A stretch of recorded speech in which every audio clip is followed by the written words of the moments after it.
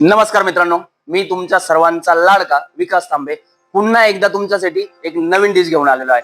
तर चला आपण ती बनवूया.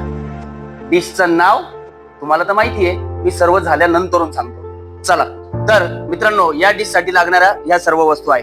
यामध्ये टोमॅटो आहे, capsicum, onion, green chilli, cheese grill वाला, अमूल क्रीम, पनीर पीस आणि हा आपला नेहमीचा मसाला. मित्रांनो, या चीज मध्ये आपण थोडीशी हळदी टाकणार आहे, चाट मसाला टाकणार आहे, चॉपिंग केलेली मिरची टाकणार आहे आणि या सर्वाला मॅच करून घ्यायचं. याला व्यवस्थित मॅच करून घेणे. मित्रांनो, हा आपण चीजचा मसाला जो रेडी केला आहे तो यामध्ये असा स्टफिंग करून घेणार पनीर पीसेस मध्ये. हे सर्व पीस आपले रेडी झालेले आहे, यामध्ये स्टफिंग करून झालेलं आहे.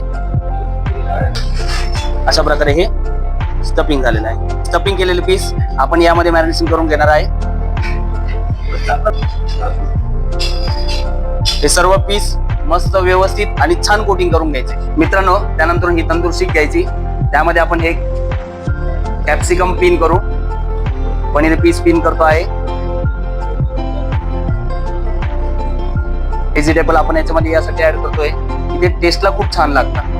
हे सर्व पीस आपण असे लावून घेतो आहे.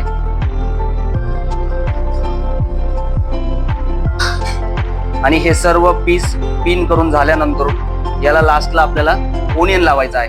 तंदूर मध्ये पडू नाही त्यासाठी लावलेलं आहे. हे सर्व मटेरियल आपण आता तंदूर मध्ये टाकणार आहे. तंदूर मध्ये टाकल्यानंतर तुम्हाला 4 ते 5 मिनिटं हे तंदूर मध्ये ठेवायचं आहे. ओके. आणि हे आपण असे तंदूर मध्ये टाकत आहे. याची अशी मुवमेंट पण करायची आहे की ते सर्व साईडने एक रोस्ट झालं पाहिजे आणि ते आपल्याला एक छान टेस्ट दिली पाहिजे. नाही तर काही साईडनी कच्चं, काही साईडनी चांगलं. झाकण पॅक करणार आहे. जोपर्यंत ते रोस्ट होत आहे, आपण इथे एक सॉसेस बनवून घेऊन या, जो आपल्याला त्याच्याबरोबर लागत असतो. आपल्याला आता हा सॉस बनवायसाठी सगळ्यात पहिले लागणार आहे चीज ग्रिल केलेलं.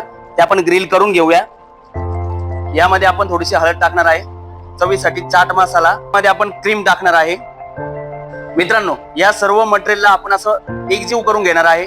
हे एकजीव झालंच पाहिजे, कारण की जसं तुमचा माझ्यावरती जीव आहे आणि माझा तुमच्यावरती जीव आहे, तसा ह्या दोघांचा पण एकमेकांवरती जीव झालाच पाहिजे, तर टेस्टला बेस्ट लागेल.